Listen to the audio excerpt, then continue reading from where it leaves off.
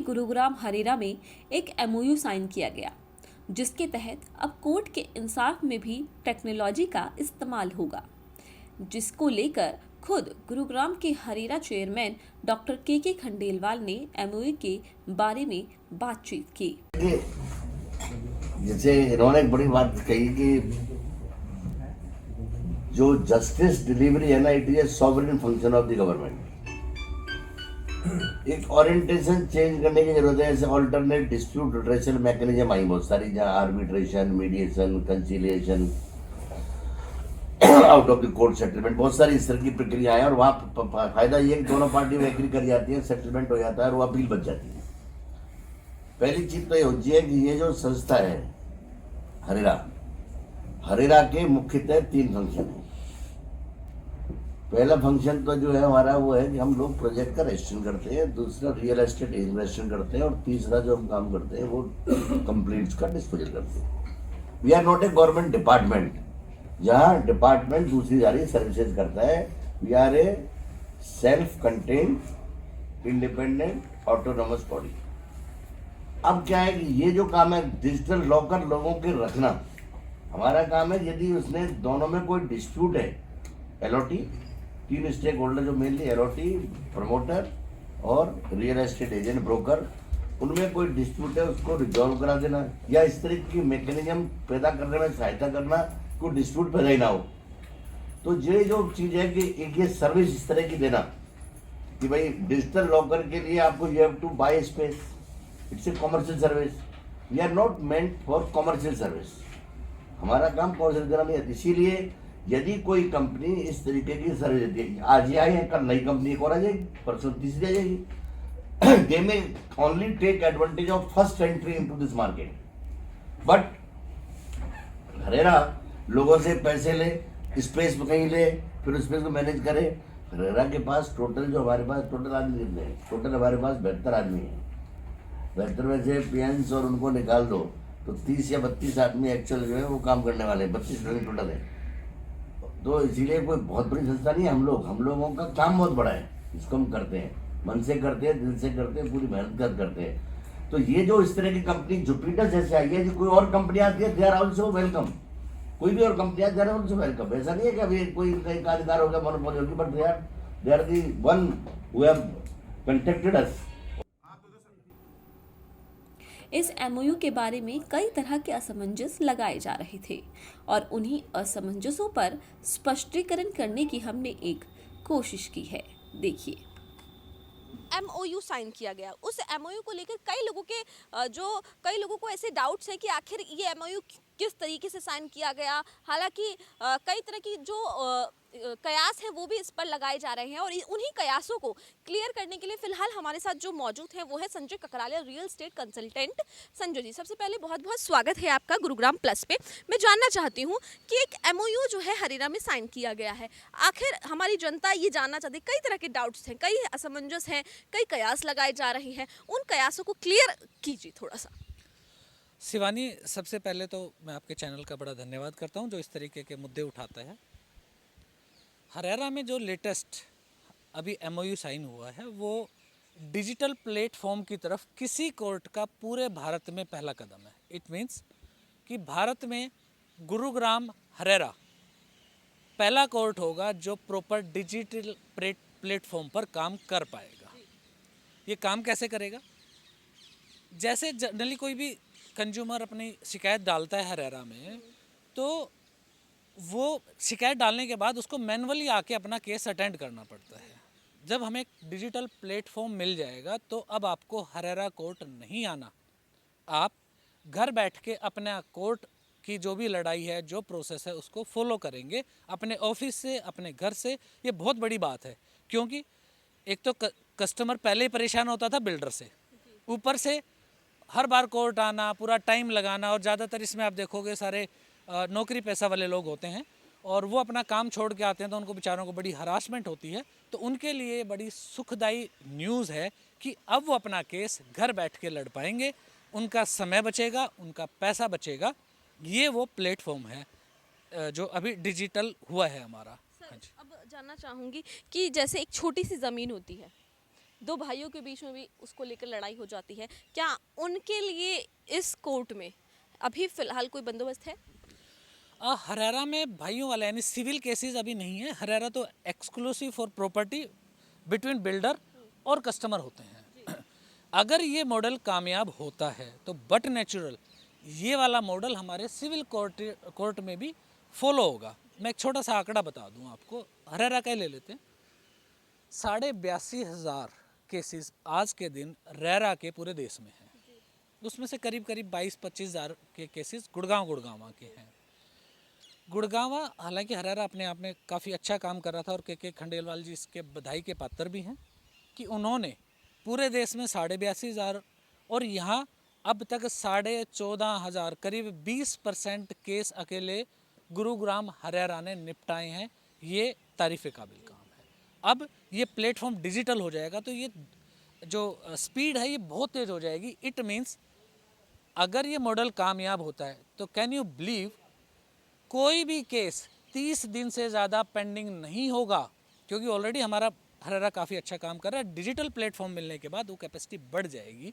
एक तो ये है, अगर ये मॉडल कामयाब हुआ अगेन तो ये सिविल कोर्ट में जाएगा। सिविल कोर्ट में तो हमारे यहाँ करोड़ों केस पड़े हुए हैं ड्यू टू क्योंकि एक जुडिशियल की एक लिमिटेशन है, इंफ्रास्ट्रक्चर की एक लिमिट है, वो सोल्व नहीं हो पा रहे हैं।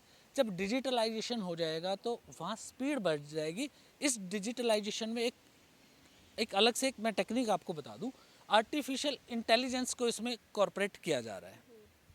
आर्टिफिशियल इंटेलिजेंस क्या है कि आपके पूरे केस की स्टडी करके सारे पेपर अपलोड हो जाते हैं उसके अंदर और ऑटोमेटिक सजेशन डिसीजंस उसमें से निकल के आते हैं। यानी जो पुराने केसेस हैं उनके आधार पर क्या होना चाहिए, जो बयान गवाह ने और लड़ने वाले लोगों ने दिए हैं वो सब, जैसे हमारे यहाँ स्टेनो टाइप करते हैं ना, वो टाइप नहीं होंगे, वो आवाज़ से जैसे मैं बोल रहा हूँ तो ये सब कुछ उसका ब्रीफ होके ऑटोमेटिक अपडेट होगा सिस्टम में। तो उससे क्या होगा, टाइम जो काम 100 दिन में होना है कैन यू बिलीव वो 10 दिन में होगा। तो ये एक बहुत बड़ी बात है। तो अगर ये हमारा कामयाब होता है तो सिविल जो जुडिशरी में है ये तो क्रांतिकारी बदलाव आ जाएगा। दूसरा मैं आपको एक और बता दूं इस बारे में, अभी ये चूँकि पहल है, सिविल केसेस में ये इनकॉर्पोरेट हो जाता है। नेचुरली जो हत्या वगैरह के केस हैं वो अलग से चलेंगे। इसके अंदर एक बड़ी बारीकी बता दूं आपको, हमारे यहाँ आर्ट्रिब्यूशन होता है। आर्ट्रिब्यूशन 1998 से देश में लागू है। इट मीन्स आर्ट्रिब्यूटर जो हमारा होगा वो इक्विवेलेंट टू जज की पावर रखते हैं। लेट्स से मेरा आपका कोई झगड़ा है और हमने अपना आर्बिट्रेटर कॉमन नियुक्त कर लिया, तो आर्बिट्रेटर का decision as well as court होता है। अब डिजिटलाइजेशन हो जाएगा तो प्राइवेट सेक्टर में ओपन जजेस भी डिसीजन निपटा पाएंगे बहुत कम टाइम में। ये बहुत बड़ा चेंज मिलेगा और आपको वो कोर्ट में जाना और वो टाइम लगाना और पैसों की बर्बादी, इसमें बहुत भारी बचत होगी। ये देश में बहुत बड़ा क्रांतिकारी बदलाव है। सर जैसा कि आपने बताया, अब इसी से एक मेरे दिमाग में एक प्रश्न आया है। जैसे कि एक बिल्डर हुआ, जैसे आप और मैंने अगर कोई फ्लैट ले लिया है और मुझे कुछ परेशानियां हैं और मुझे केस करना है इस ऐप के ज़रिए, तो क्या इस ऐप के अंदर ऐसी सुविधाएं हैं वो रखी गई हैं कि जो बिल्डर है वो भी उसमें पूरी तरीके से संलिप्त रहे और वो पूरा सपोर्ट करे, कुछ ऐसा? क्योंकि कोर्ट के ज़रिए तो नोटिस भेजे जाते हैं, सम्मन भेजे जाते हैं, है ना। अगर सिविल कोर्ट की बात करें तो सम्मन वगैरह भेजे, तो इसमें क्या कुछ जो सुविधाएं हैं वो फ़िलहाल की गई हैं जिससे कि जो कस्टमर है जो उसको ज़्यादा सुविधाएँ मिल सके? शिवानी जी देखो, मैं थोड़ा सा इसको बैकग्राउंड पे जाऊंगा। हमारे देश में 2016 से पहले बिल्डर लॉबी को कंट्रोल करने के लिए कोई कानून नहीं थे, सिर्फ सिविल कोर्ट जनरल होता था। तो भारत सरकार ने, सेंट्रल गवर्नमेंट ने एक कानून बनाया 2016 में, मार्च 2016 में, जिसको नाम दिया गया रेरा। फर्स्ट टाइम ये मार्केट में शब्द आया रेरा। इसके बाद ये स्टेट पर इम्प्लीमेंट करने के लिए आगे बढ़ा दिया गया ये प्रारूप। स्टेट गवर्नमेंट में हमारे हरियाणा में 2017 मई में हरेरा का गठन हो गया। तो जो आप बात कर रहे थे, हरेरा का गठन होने के बाद बिल्डर्स पर नकेल आ गई। अब लेट्स से आपकी कोई कंप्लेंट है तो आपके पास हरेरा एक बॉडी मिल गई। अब आप हरेरा में अपनी कंप्लेंट डालेंगे। वो कंप्लेंट डालने के बाद बिल्डर को नोटिस होते हैं और प्रॉपर सुनवाई होती है आपके केस पर। इसके अंदर क्लोजेस बड़े टफ हैं बिल्डर के लिए। एक तो कि बिल्डर ने अगर प्रोजेक्ट लेट किया है एग्रीमेंट की डेडलाइन के बाद, उसमें आपको प्रॉपर 15 और 18% का वटेवर जो भी डिसीजन कोर्ट करता है वो ब्याज मिलता है। दूसरा, बिल्डर पर पेनल्टी मिलती है। और आगे आने वाले जो भी प्रोजेक्ट होंगे उसके लिए मैं खास बात बता दूं, वो कोई भी आदमी सेल तब कर पाएगा जब उसका प्रोजेक्ट रेरा में रजिस्टर्ड हो। ठीक है, रजिस्टर्ड हो गया, अब उस पर कंट्रोल कैसे होता है? प्रोजेक्ट रजिस्टर्ड होने के बाद उसकी सेल का 70% पैसा एक कॉमन अकाउंट में डाल दिया जाता है। इट मीन्स 30% वो अपना यूज़ कर सकता है, 70% उस फ्रीज अकाउंट में रहेगा, उसमें से वो सिर्फ डेवलपमेंट पर पैसा खर्च सकता है। एक चीज़, जो रिमेनिंग पैसा बच गया, ये बहुत बड़ी बात है, वो पैसा जब तक प्रोजेक्ट कंप्लीट नहीं होगा बिल्डर बाहर नहीं निकाल सकता, वो रेरा के कंट्रोल में होता है। एक चीज़। दूसरा, जो टाइम लिमिट है उसमें अगर बिल्डर ने पूरा नहीं किया अपना प्रोजेक्ट तो उसमें पेनल्टी प्लस जितना भी लेट होगा उस पर आपको करीब 15 से 18% तक का इंटरेस्ट का भी प्रावधान है जो आपको मिलता है। इसके बावजूद मान लीजिए कोर्ट से ऑर्डर हो गए, आपने कंप्लेंट दी, आपको 18% जब तक वो पोजीशन नहीं देगा आपके इंटरेस्ट के ऑर्डर हो गए और वो नहीं देता है तो उसको आगे हायर अथॉरिटी में जाना होगा। तो हायर अथॉरिटी में एक और बहुत टेक्निकल चीज़ बता दूं जो जनरली लोगों को बहुत कम पता है। अगर बिल्डर आदेश होने के बाद, ऑर्डर होने के बाद पैसा नहीं देता और नेक्स्ट स्टेज पर अपनी बात रख के जाता है, जी मेरा नहीं बनता है वो टावर अपने आप को बचाने के लिए, तो उसको 30% पैसा ऑफ द पेनल्टी और इंटरेस्ट अमाउंट पहले आपको देना होगा, तब वो आगे सुनवाई को बढ़ा सकता है, आगे कंप्लेंट कर सकता है, अपनी बात रख सकता है, जो भी उसको तकलीफ़ें हैं। तो इस तरीके के जो लॉक-इन प्रावधान हैं हरेरा में, वो मेरे यहाँ कंज्यूमर को, मेरे क्लाइंट को मजबूत बनाते हैं।